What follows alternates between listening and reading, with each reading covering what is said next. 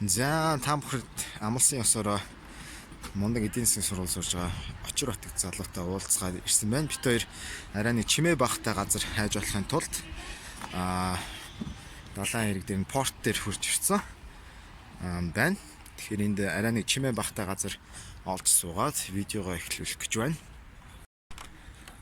За видео хийхэд бэлэн үү? Бэлэн. Сэтгэл санааны сандарч байна уу? Үгүй. Гайгүй юу? Гайгүй. За. Ихтэй бас хоёулаа гоё газар сонгочих шиг боллоо. За энэ тэр цагаан барилгын тухай бид нар одоо удахгүй ярих болно. За. Харин хаан суух вэ? За энэ бол маш олон хувийн завнууд байдгийн байна. Хүмүүс ийшээ парклдаг, зогсоолно. За тэгээ ийшээ харах юм бол тэгж бас олон завуд байна. За очир бат болохоор одоо Kiel University буюу нэр нь Германы нэр нь юу вэ? Christian Albert Universität. Christian Albert Universität гэдэг сургуульд Kiel-ийг сурвалж гэсэн үг тийм. Kiel-ийг сурвалж сурж байгаа тийм. За Kiel-ийг сурвалж сурж байгаа юм залуу байна. Яг одоо чиний нөгөө эдийн засгийн яг ямар чиглэлээр мастерыг олж байгаа вэ? За quantitative economics гэдэг одоо судалгааны чиглэлийн эдийн засаг юм уу? За тэгээд энэ сургуулийг яагаад сонгож ирсэн бэ те? Энэ сургуулийн тухай хоёлаа бас сайхан танилцуулъя те. Хүмүүс бас сайн мэддгүй юм шиг байна. Тэгээд миний гэх юм бол бакалаврын диплом бичих үедээ ер нь явандаа би мастер сурах хэрэгтэй юм байна. Ер нь зүгээр юм шиг байна гэж ах бодож гисэн л дээ. Тэгээд одоо барууны оронд одоо их сургууль сурах гэдэг нэгт одоо төлбөр өгдөг үнэтэй. Одоо ялангуяа Америкт, Англид те. Тэгээ миний болохоор голцоо одоо үнэгүй сургуулийг хааж гисэн. Тэрэн голцоо одоо энэ Европын, баруун Европын, Герман, Унгар одоо Норвег гэсэн улсууд би одоо сургуулиуд бол олж гисэн. Үнэгүй одоо гадны оюутанд одоо мастер сурч болох байц. Тэгээ хааж явж байгаа энэ сургуулийг анх интернет болоод тэгээд apply хийгээд тэгээд хийчихсэн. За тэгэхээр одоо сургуулигаа танилцуулж яг ямар онцлогтой сургуулийн те? Яагаад энэ эдийн засгийг энэ сургуульд ирж одоо сурах болсон юм бэ?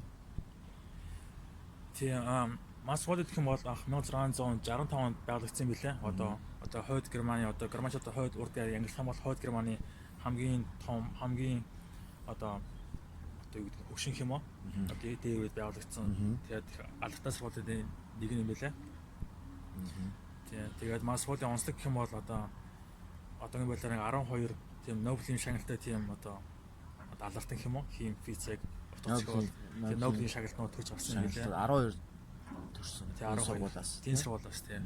Тэгээ мастер бол одоо ялангуяа эдийн засгийн мастерын програм болохоор одоо дэлхийд бас одоо шилдэг 15-д ордог. Одоо Kiel Institute Economy гэх том институт байгаа. Одоо бид тэр одоо ард харагдаж байгаа юм. Цагаан барилга байна. За энэ байгууллагад ажилладаг одоо эдийн засгчид одоо багшнаар бас мастерууд бас хичээл заадаг. Тэгээ тэрүүгээрээ бас их чухал шалтгаалтай. За миний ойлгосноор бол Германы эдийн засгийн бодлогыг одоо яг боловсруулдаг think tank бол одоо энэ цагаан барилга тий энэ дотор байгаа гэж ойлгосон зүг үү? Тийм зөв. Ер нь одоо Германы шилдэг эдийн засгч нь одоо энэ барилгад одоо ажиллаж байдаг гэж ярьд юм байлаа. Одоо 160 орчим ажилчинтай тэрний 80 эдийн засгч гэдэгсэн. Тал нь эдийн засгч. Тал нь тэгээд өөр одоо энэ одоо байгууллагад үйл ажиллагаа явахад хэрэгтэй тийм одоо үйлчлэгээний чиглэл юм уу ч гэдэг юм уу. Тийм хүмүүс байна. За тэгэхээр Kiel-ийн институт буюу эдийн засгийн судалгааны энэ төв маань болохоор нэг маш том номын сантай гэж ирсэн шүү дээ. За ягаад энэ институтын тухай яриад байна гэхээр Герман улс бол эдийн засгийн одоо хамгийн топ те хамгийн Европт нэг дэлхийд дөрөвт Европт номер 1-т байдаг улсын эдийн засгийн бодлогыг боловсруулдаг яг тэр төв бол think tank нь бол одоо тэр хойно харагдаж байна тий тэр байна. За энэ сургуулийн институт нь болохоор энэ сургуулийн харьяа байгууллага тийм үү? Энд байгаа багш нар профессорууд судалгаа хийж байгаа хүмүүс бас хичээлээ ордог тийм. Зарим одоо эдийн засгийн тий. Хэрвээ чадварчил байх юм бол тий энэ сургууль бол таны зорж очих ёстой сургуулийн нэг гэж хэлж болох уу? Тийм болно. Миний ажилснаар болох юм бол ороход бол тийм одоо яг тэр чанга одоо хэцүү Өндөр даваа багтаа одоо дипломын одоо бакалаврын диплом байх хэрэгтэй. Одоо англи хэлний одоо бас их сургууль мэдлэг байх хэрэгтэй. Тийм сургууль дээрээ сурч чадах тийм одоо чадвар байх хэрэгтэй. Ойлгох төвшний байх хэрэгтэй. Одоо хичээлээ хийх тийм төвшний чадвар байх хэрэгтэй. Ер нь тийм байхад ер нь бол миний үед бол орчин гэж бодож байгаа. Одоо бус хүмүүсийн үжилсэн. Тэгээд тайран төгснө гэдэг нь бол их одоо хувь хүнээс их одоо хичээл зүтгэл хөдөлмөр шаардсан. Тийм. Ороход бол амархан. Дипломын бариад гарахад бол хэцүү. Маш хэцүү тий. Тэгэхээр хэрвээ энийг нөгөө үзэж байгаа оюутан залуучууд ялангуяа залуу хүмүүс байх юм бол одооноос англи хэлээ бас сурч тэгээд 10 жилийн 11 12 дугаар ангийн эсвэл дээд сургуулийн одоо нэг хөлөг курс сурж байгаа. Тийм. Англи хэл топ нотчтой маш сайн болгох одооноос хэлэх тийм үү. Хэрвээ оюутан байгаад одоо мастер хамгаалъя гэж бодож байгаа бол одооноос ч гэсэн бас оройтойгоо тий. Одооноос англи хэлээ маш сайн болгохын тулд ямар нэг хичээл зүтгэл хийх хэрэгтэй юм тийм үү.